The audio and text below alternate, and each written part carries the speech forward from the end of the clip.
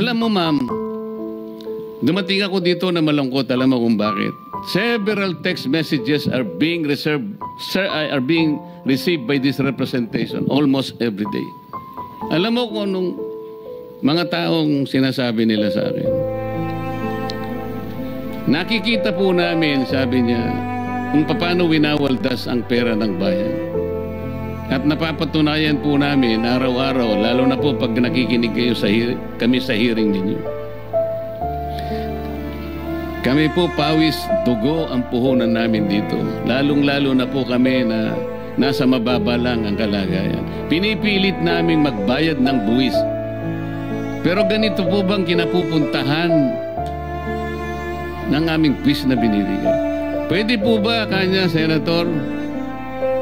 Pwede bang mag-request pakikita ko sa iyo ang mga text messages mamaya para sabihin ko lang sa iyo na totoong sinasabi ko.